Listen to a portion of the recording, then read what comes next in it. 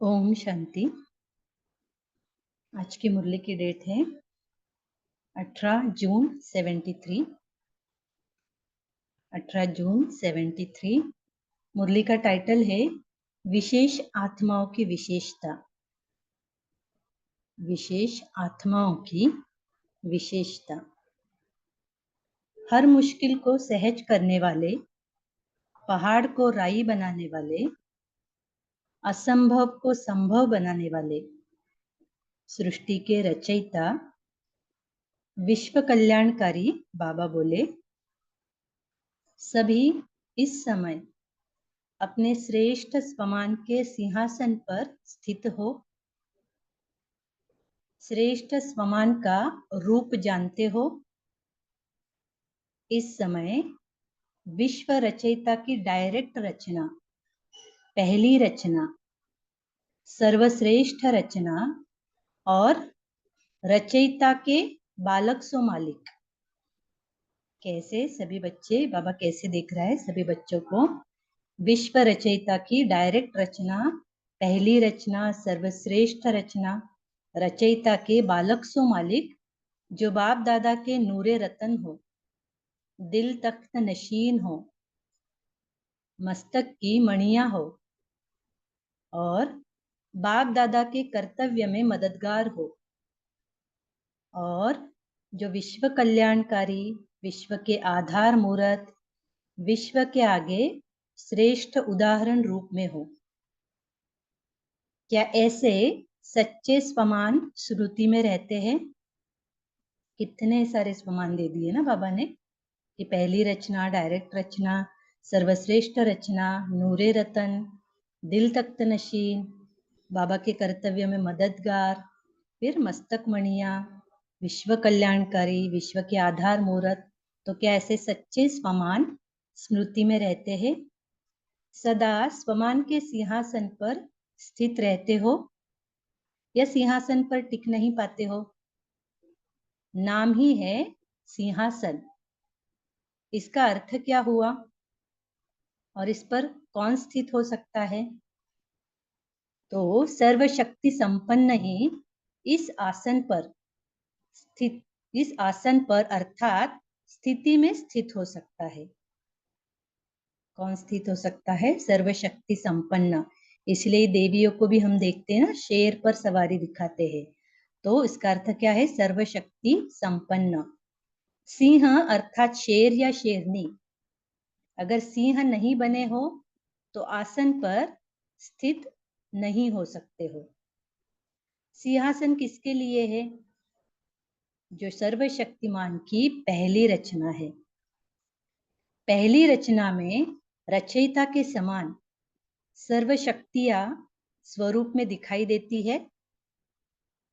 रचयिता की डायरेक्ट रचना, उनमें क्या सर्वशक्तियां, सर्वशक्तिमान की डायरेक्ट रचना, तो सर्वशक्तियां स्वरूप में दिखाई देती है। पहली रचना की विशेषता जो इस समय है, क्या उसको जानते हो?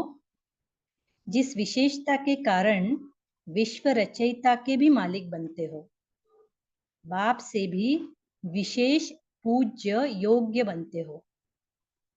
बाप भी ऐसी रचना का गुणगान करते हैं और वंदना करते हैं। वो कौन सी विशेषता है?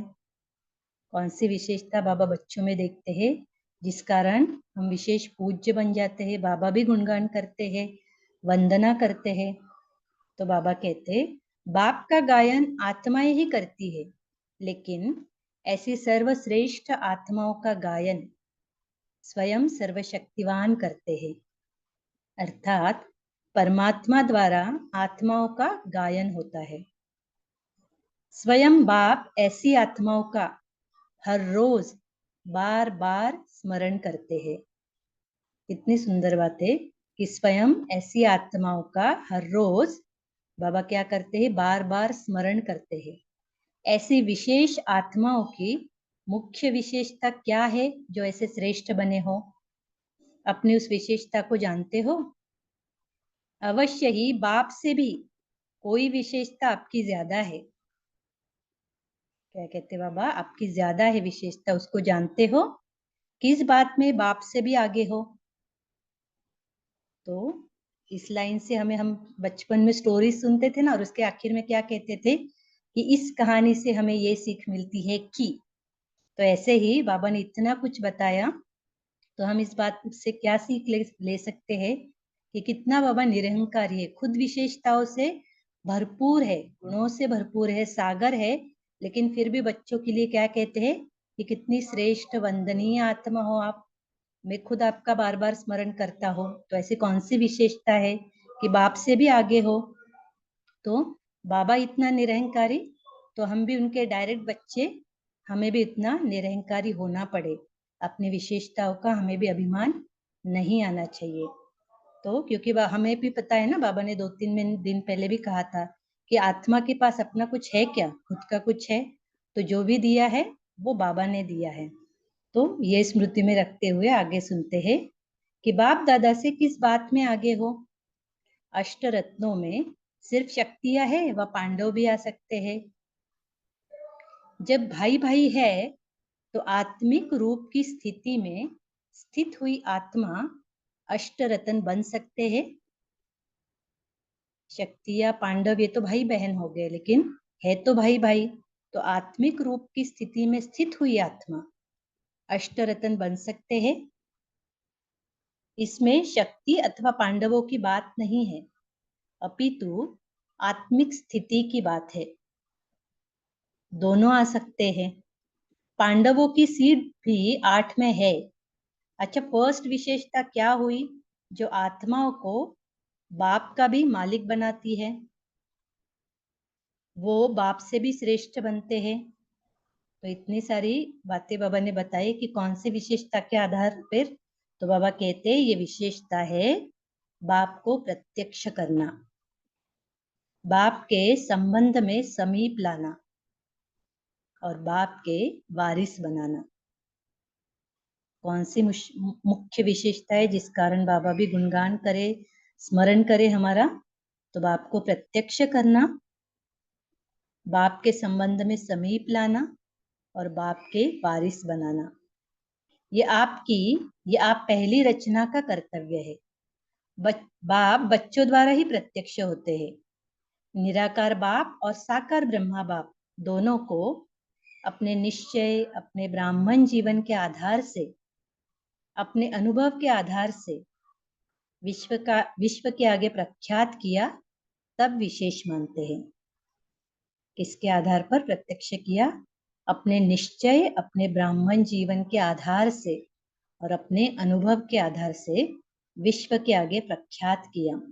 तो बाप को प्रख्यात करने की विशेषता बच्चों की है, इसीलिए बाप रिटर्न में विश्व के आगे स्वयं गुप्त रूप में रह शक्ति सेना व पांडव सेना को प्रख्यात करते हैं। तो ये विशेषता बच्चों की है, इसलिए बाप से भी ज्यादा पूज्य बने हो। ऐसी अपनी विशेषता स्मृति में रहती है या भूल जाते हो। संगम युगी ब्राह्मणों की विशेषता सदा स्मृति स्वरूप की है। इंपॉर्टेंट, संगम युगी ब्राह्मणों की विशेषता सदा स्मृति स्वरूप की है। तो ब्राह्मणपन की विशेषता अनुभव करते हो, शूद्रपन अर्थात विस्मृत स्वरूप। शूद्र है या तो शूद्र है या तो ब्राह्मण है, और ब्राह्मण माना क्या कहा बाबा ने? सदा स्मृति स्वरूप। और वैसे नहीं है तो शूद्र बन गए, तो इसका अर्थ विस्मृत स्वरूप। तो दिन भर में भी हम रात को जब चार्ट चेक करें तो चेक कर सकते हैं कि आज सारा दिन कौन सी स्मृति स्वरूप ज्यादा रहे या विस्मृत स्वरूप रहे। तो चेक कर सकते हैं कि क्या ब्राह्मण बने थे या शूद्र बन रहे थे बीच बीच में। तो बाबा आगे कहते, ब्राह्मण बनकर भी फिर विस्मृति में आए तो शूद्र और ब्राह्मण में अंतर ही क्या हुआ? मर्जीवा जन्म की अलौकिकता क्या हुई? विस्मृति लौकिकता है, अर्थात वो इस लोक की रीति रस्म है। ब्राह्मण की रस्म सदा स्मृति स्वरूप की है। तो कभी अपने लौकिक कुल की रीति रस्म व मर्यादाएं किसको भूलती है क्या? ब्राह्मण कुल की रीति रस्म व मर्यादाएं ब्राह्मण ही भूल जाए, ये संभव है क्या? क्या है? और ब्राह्मण कुल की रीति रस्म, बाबा आगे बता रहे कि स्वभाव और संस्कार को लेकर ब्राह्मण कौन और शूद्र कौन, ये बाबा बता रहे हैं।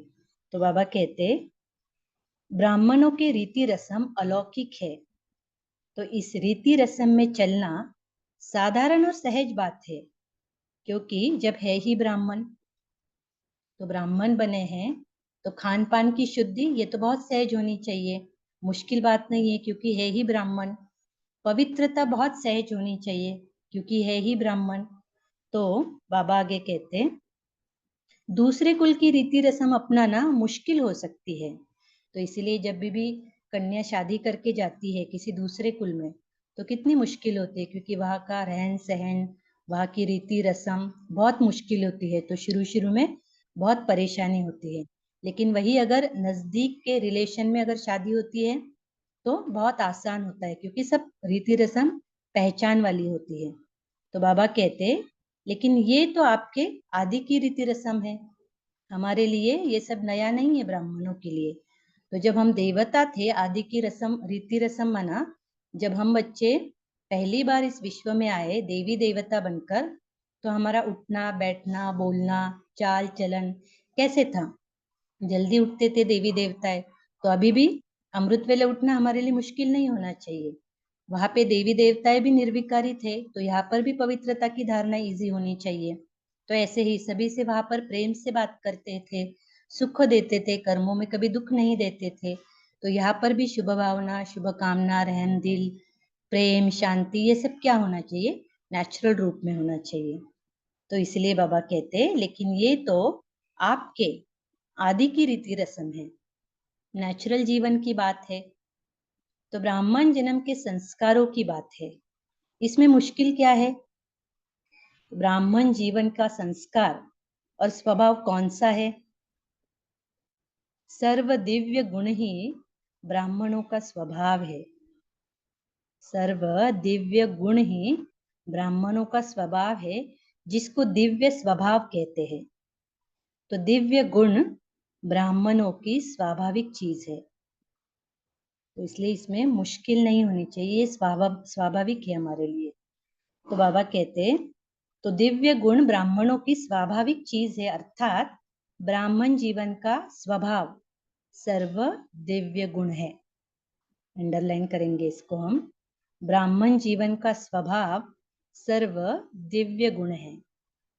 गंभीरता, रमणीकता, हर्षित मुक्ता, सहनशीलता, संतोष, ये ब्राह्मणों के जीवन का स्वभाव है। कौन सा स्वभाव है? गंभीरता, रमणीकता, हर्षित मुक्ता, सहनशीलता, संतोष, ये सभी क्या है? स्वभाव है हमारा। और संस्कार है विश्व के सेवाधारी। जब ब्राह्मण जीवन का स्वभाव और संस्कार यही है, तो कोई भी गुण को धारण करना व सेवाधारी बनने के लिए स्वयं का अर्थात मैंपन का त्याग व निरंतर तपस्वी स्वरूप व स्मृति स्वरूप बनना सहज और साधारण बात हुई ना? क्या कहा बाबा ने कि अगर हमारे स्वभाव संस्कार है तो कोई भी गुण धारण करना बहुत सहज होना चाहिए, और अगर हमारा संस्कार ये है विश्व के सेवाधारी, तो उसके लिए सेवा के लिए क्या चाहिए? सबसे पहले मैंपन का त्याग चाहिए, तो वो करना भी कोई मुश्किल बात नहीं होना चाहिए, साधारण बात होनी चाहिए। अगर कोई भी जन्म का संस्कार होता है वह जन्म से स्वभाव होता है, उसको परिवर्तन करना मुश्किल होता है, या चलना सहज होता है। तो होते हैं ना कोई कोई बहुत शॉर्ट टेम्पर्ड होते हैं, तो कभी कभी होता है कि किसी को फट से बोल देते हैं और बाद में बुरा लगता है, तो दूसरे लोग भी क्या कहते हैं, जाने दो ना, इनका बचपन से ही ऐसे ही नेचर है, यही स्वभाव है। तो उसको परिवर्तन करना मुश्किल है या उसमें सहज होता है? तो बाबा क्या कहना चाहते हैं कि जो हमारा मूल स्वभाव है उसमें चलना इजी होना चाहिए, सहज होना चाहिए। तो उसके विपरीत इनफैक्ट चलना क्या होना चाहिए? मुश्किल होना चाहिए। तो बाबा आगे कहते हैं वह जन्म से स्वभाव होता है, उसको परिवर्तन करना मुश्किल होता है या चलना सहज होता है। जैसे आप लोग भी कमजोरीवश बहाना देते हो कि ये मेरा स्वभाव व संस्कार है, कमजोरी का स्वभाव व संस्कार है। इसी प्रकार ब्राह्मण जीवन का जो आदि स्वभाव और संस्कार है, उसमें ब्राह्मणों का चलना सहज होगा या मुश्किल होगा। यदि कोई कहे कि इन दिव्य गुणों के संस्कारों से विपरीत कोई कार्य करो, तब ये ब्राह्मणों के लिए मुश्किल होना चाहिए। तो मैं बहुत प्यार से एक दूसरे के साथ, मेरी आदत ही है कि बात करने की, और किसी ने मुझसे कहा कि इनसे जोर से बात करो, तो वो थोड़ा मुश्किल लगता है ना, क्योंकि आदत नहीं होती इन सभी बातों की। किसी को डांटना है या किसी के ऊपर अधिकार जमाना है, किसी को अपने कटु वचन से, हमें लगता है ना कभी कभी बोलना ही पड़ेगा, नहीं तो ये सुन ही नहीं सकता। अभी तो इट्स हाई टाइम, ऐसे लैंग्वेज रहती है ना हमारे। तो ये हम ब्राह्मणों के लिए मुश्किल होना चाहिए, क्योंकि ये हमारा स्वभाव संस्कार नहीं है, ये हमारे लिए नेचुरल नहीं होना चाहिए। तो यही बाबा कहते हैं कि इसमें ब्राह्मणों को चलना सहज होगा या मुश्किल होगा, विपरीत कार्यों में या विपरीत संस्कारों में चलना। यदि कोई कहे कि इन दिव्य गुणों के संस्कारों से विपरीत कोई कार्य करो, तब ब्राह्मणों के लिए ये मुश्किल होना चाहिए। अभी प्रैक्टिकल में क्या है, चेक करें क्या होता है। नेचुरली फट से किसी को रिएक्ट कर देते हैं, कोई गुस्से से बात कर रहा है तो हम भी गुस्से से जवाब दे देते हैं। कोई हमसे मुंह मोड़ लेता है, जैसे अभी बात नहीं करनी है तो हम भी किनारा कर लेते हैं। अगर ऐसे है तो क्या हम सच में ब्राह्मण हैं? बाबा ने कहा ना कि ब्राह्मण है या शूद्र है, तो दोनों में कितना अंतर दिखाई देता है। तो डे बाय डे हमारा क्या होना चाहिए, जब हम शाम को चार्ट चेक करें और अगर लगे कि अभी भी आज के सारा दिन में शूद्र पने के संस्कार, विस्मृति पने के संस्कार ज्यादा थे, तो क्या अभी हम नई दुनिया में जाने के लिए क्या समीप पहुंचे हैं अपनी संपूर्णता के? तो अभी भी अगर शूद्र पने के संस्कार ज्यादा है तो क्या कहे कि बहुत काम करने की जरूरत है। तो बाबा आगे कहते, अभी प्रैक्टिकल में क्या है, शूद्रपन के संस्कार और स्वभाव नेचुरल रूप से है या ब्राह्मणपन के स्वभाव और संस्कार नेचुरल रूप में है? इसमें तो पुरुषार्थ करने की आवश्यकता नहीं, जबकि जीवन के निजी संस्कार है। और कब आवश्यकता नहीं होगी पुरुषार्थ करने की? ये जो बाबा ने बताया ना, रमणीकता, हर्षित मुक्ता, संतोष, तो ये कब निजी संस्कार बनेंगे? जब सदा स्मृति स्वरूप रहेंगे कि हम संगम युगी ब्राह्मण हैं। तो कोई भी ऐसे विकर्म करना या अपने संस्कारों से विपरीत चलना मतलब मुश्किल होगा। तो बाबा कहते, लेकिन जैसे पहले सुनाया कि अपने स्वमान के सिंहासन पर स्थित नहीं हो पाते, अपना तख्त छोड़ देते हैं और अपना बनाया हुआ भाग्य भूल जाते हो। क्यों मुश्किल होता है? ये जो नेचुरल होने चाहिए ब्राह्मण जीवन के संस्कार, वो क्यों मुश्किल हो जाते हैं? क्योंकि अपने स्वमान के सिंहासन पर स्थित नहीं हो पाते। मना वो जो स्मृतियां बाबा बार बार दिला रहे हैं, वो स्मृति स्वरूप नहीं रहते, तख्त छोड़ देते हो, और इसलिए क्या होता है, अपना बनाया हुआ भाग्य भूल जाते हो। इसलिए निजी स्वभाव और संस्कार मुश्किल अनुभव करते हो। समझा? बाप का इस बात पर एक गायन है जो बच्चों का भी है। क्या है? मुश्किल को सहज करने वाले। तो जब बाप का गायन है मुश्किल को सहज करने वाले, पहाड़ को राई बनाने वाले व रुई बनाने वाले, तो रुई माना कपास कितनी हल्की होती है और स्वच्छ होती है, और पहाड़ कितना मुश्किल और भारी होता है। तो जो मुश्किल को सहज बनाने वाले ब्राह्मण, उनको कोई भी बात मुश्किल अनुभव हो, ये हो सकता है। तो अपने स्वमान में स्थित रहे, अपनी विशेषता को हर समय स्मृति में रखो। कितने सारे स्वमान दिए ना बाबा ने आज शुरू में ही मुरली के। तो अगर स्वमान में स्थित रहेंगे, सिंहासन पर कहा ना बाबा ने, तो उस स्थिति में स्थित रहेंगे, अपनी विशेषता को स्मृति में रखेंगे। कौन कौन सी विशेषता है बताई बाबा ने? कि हमें बाप को प्रत्यक्ष करना है, बाप के संबंध में समीप लाना है और बाप का वारिस बनाना है। तो इन विशेषताओं को, तो हमारे कर्तव्य भी हमें स्मृति में रहेंगे, तो इसको हर समय स्मृति में रखो। विशेष आत्माएं हर संकल्प और हर कार्य विशेष करेंगी, अर्थात श्रेष्ठ करेंगे।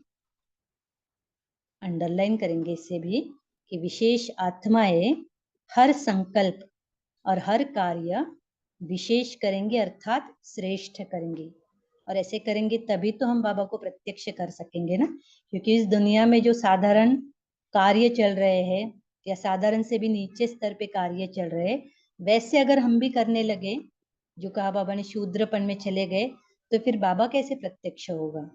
तो इससे हटकर ऊंचा उठकर हमें भी कार्य करने पड़ेंगे, उसके लिए वैसे सोचना भी पड़ेगा। तो इसलिए अगर ऐसे करेंगे तो हर कार्य कैसे होगा, फिर श्रेष्ठ होगा। अच्छा, तो ऐसे सदा मुश्किल को सहज करने वाले, सदा स्मृति स्वरूप बाप के समान हर संकल्प, हर सेकंड विश्व कल्याण के विशेष कर्तव्य में लगाने वाले विश्व कल्याणकारी और बाप दादा के दिल तख्त नशीन श्रेष्ठ आत्माओं को बाप दादा का याद प्यार और नमस्ते। ओम शांति। अभी बाबा को कुछ सेकंड याद करेंगे, फिर पॉइंट शेयर करेंगे।